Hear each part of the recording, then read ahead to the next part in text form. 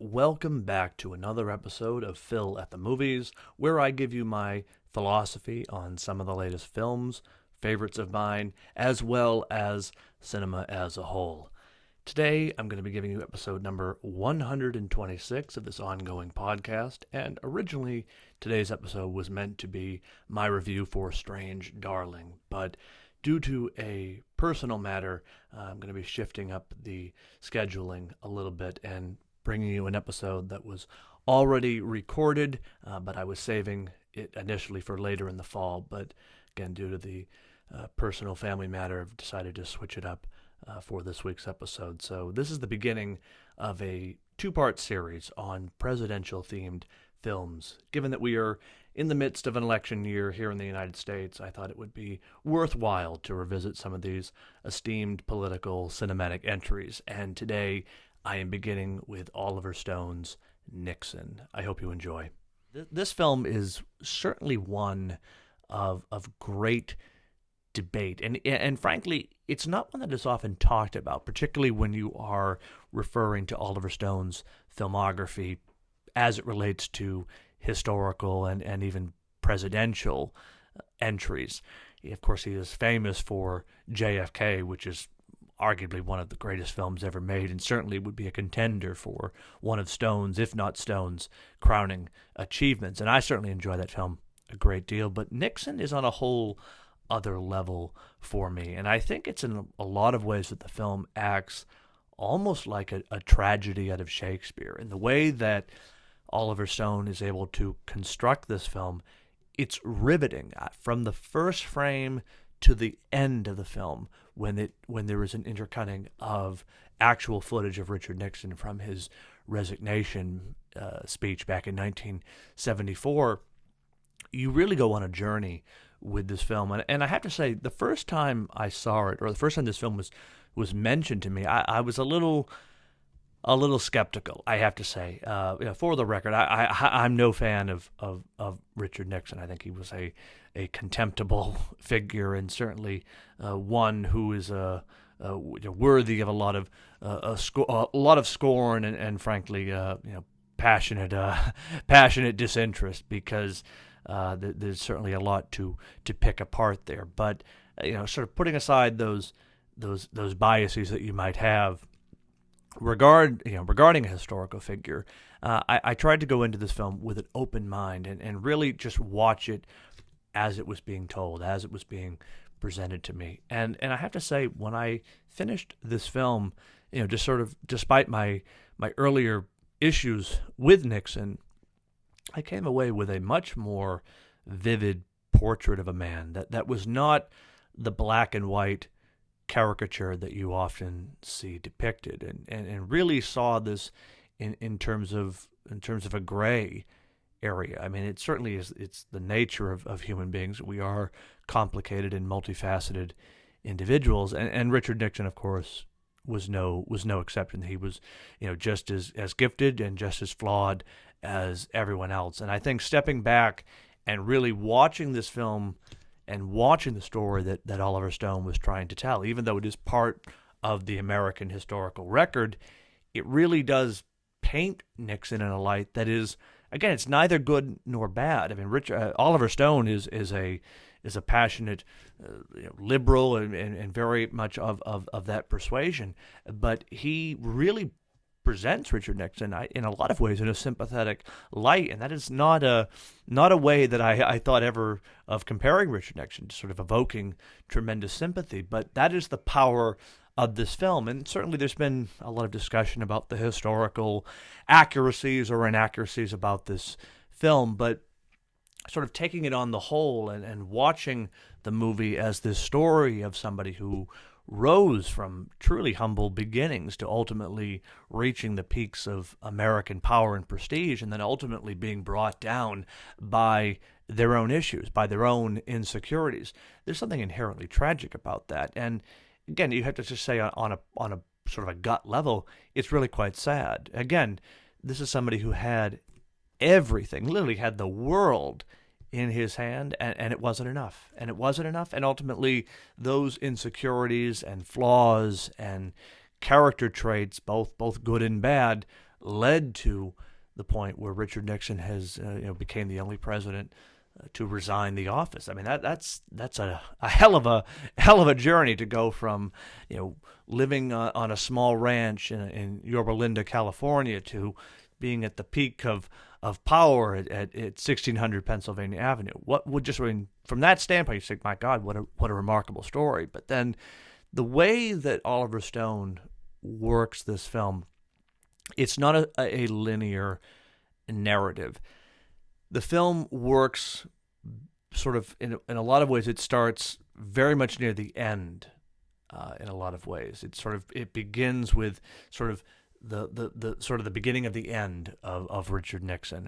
One of the ways that it starts is sort of a recap of the break-in into the Watergate Hotel and what happened in the immediate aftermath, and then the film sort of works in sort of through a myriad of flashbacks, sort of telling the tale of Richard Nixon, sort of intercutting through both his time in the presidency and his infamous taping system, going all the way back to his early childhood, his early runs for Congress and the presidency, and then ultimately culminating in the sort of the waning months, if you will, that led to his resignation from office.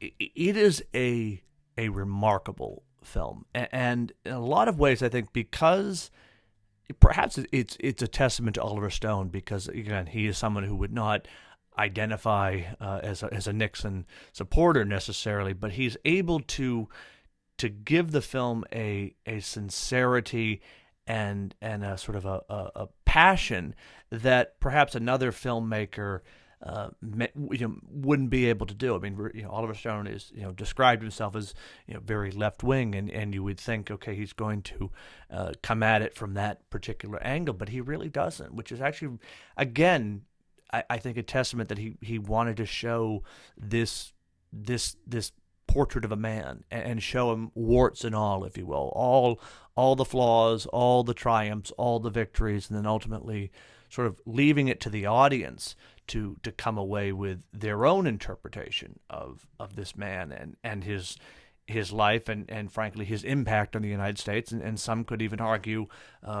enduring impact in a lot of ways. I mean, Nixon, for better or for worse, was considered one of the towering figures of the 20th century, and that's something certainly in this country we certainly have reckoned with and will continue to reckon with in the years since. But at the start of the film, there is this sort of disclaimer, if you will. It says, "It is an attempt to understand the truth based on numerous public sources and on incomplete historical records." And so I kind of think if anyone had issues with sort of the film itself, it's all right there at the start. They have that disclaimer, which I think kind of tells it in a very frank and honest manner, sort of acknowledging that not all of the record is there. I mean, certainly there's the infamous missing segments on Nixon's recording. So again, there's I don't think anyone, sort of, unless you're very pro Nixon. I mean, I think the film really comes across as a very honest and sort of fair account of this individual who was both extremely gifted and extremely flawed. And I like that the film doesn't necessarily shy away from one or the other. It tries to paint a very honest and vivid portrait. There's a number of scenes in the film with Nixon and his wife, Pat, played magnificently and really poignantly by Joan Allen, and she was nominated for Best Supporting Actress in this film. She didn't win, but frankly, she should have in my book, because I mean, I'll get to Hopkins in a moment, but Joan Allen is really the heart of this film, and there's a number of really pivotal scenes in the movie. One of them very early on after Richard Nixon's loss to John F. Kennedy. And again, this is much more, I would say, probably in the dramatization end. But the dialogue that the two of them have, it's really quite stunning because Nixon is sort of opening himself up and sort of almost like a reservoir of emotions, explaining his life and his failings to Pat, and she's just right there, sort of absorbing it all, and it's this sort of quiet determination that she has throughout the film, and then there's a scene near the end as sort of the walls are coming down on Nixon, and they have a very intense discussion over dinner, and it culminates with Pat Nixon leaving. And again, how much of this is dramatization, how much of this was actual account is certainly a subject to debate, but she looks at him, and again, this is after, things are starting to come out, and there's all this pressure on Nixon to release his tapes and whether or not he's going to pardon some of his staff. And Nixon has really sort of walled himself off. He's sealed himself off from everyone, his closest advisors, his friends, and of course his family. And she looks at him, and it's a moment that really does sort of describe the entire Nixon presidency and frankly political career. She says to him, and again, take it all with a grain of salt, I suppose, but just in the context of the film, she says, "Dick, sometimes I understand why they hate you." And it's such a moment, and like if she was to have won the Oscar, that would be the moment that you could see she could have won, because it was just so raw and real, and there's no follow-up. Nixon can't respond to what his wife has said, because in a lot of ways, she's calling him out for it. And that's the thing about this movie.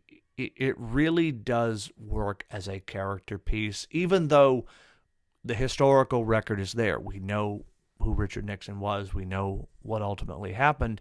The film takes you on such an incredible journey where you are invested in these people's lives, and you're watching the trials, you're watching the setbacks, you're watching the victories, you're watching the paranoia unfold. It's really a remarkable account that takes matters that were in the historical record and certainly part of the American conscience during that time, and creates it in a way that is both compelling as a movie. Like I said, you're engaged in this film. It's nearly 3 hours long. It does not feel it. You were on a roller coaster ride from start to finish, and putting aside sort of the thrilling journey that the film takes us on, you really come away with a somewhat sympathetic look at this person who, as I said, is derided as one of the worst presidents in American history, and certainly I think would be worthy of that recognition, given a lot of his personal flaws and even just sort of immoral and terrible actions he made as president. But sort of putting that all in its perspective, and sort of looking at this as a portrait, it really is Shakespearean in a way. And I think that was a brilliant part on Stone's behalf, that he constructed this film in a way where at the end of it, you really do walk away understanding Richard Nixon and seeing him in a frankly a totally different light. I know I did after watching this film, and it is a testament to Anthony Hopkins that he could get you to like Richard Nixon, because he was famously a very contemptible and frankly unlikable figure. I mean, sort of one of the historical points is during his debate with John F. Kennedy in 1960, Americans were largely turned off when they saw him on the TV screen and did not take to him, if you will, compared to the charisma and warmth of John F. Kennedy. But that's all certainly for another day's discussion. The power of TV, the power of media. But I have to say, I really came away from this film certainly understanding Nixon a lot more. Again, sympathy maybe too strong a word when describing Richard Nixon, but you certainly understand him. You look at his life, you look at his career, you look at his failings, and you say this was a deeply flawed person, and in a lot of ways, sort of a reflection, if you will, on the soul. There's a moment in the film, and this I'm sure was historically inaccurate, and this was done for dramatic effect, which again a lot of these types of historical dramas will do. But there is a moment in the film, right near the very end, where Nixon has decided he's going to resign. And sort of the presence of JFK runs throughout the film. And certainly I think Nixon, in actuality, had a lot of sort of perhaps resentment and I think almost jealousy of Kennedy. I mean, one, because he beat him, but also because Kennedy was this triumphant figure, both in life and certainly in death. And I think that hung over Nixon in a lot of ways, and he couldn't shake it. But there's a scene right near the end of the film where Nixon has announced he's going to resign, and he's alone in the White House, and behind him is a portrait of Kennedy. And Nixon in the film looks up at the portrait and says out loud, "When they look at you, they see what they want to be," meaning the American people. And he finishes by saying, "When they look at me, they see what they are, or they see who they are." And I mean, that's one of those cinematic moments. That's one of those moments that's like, okay, this is what the whole movie has been driving towards.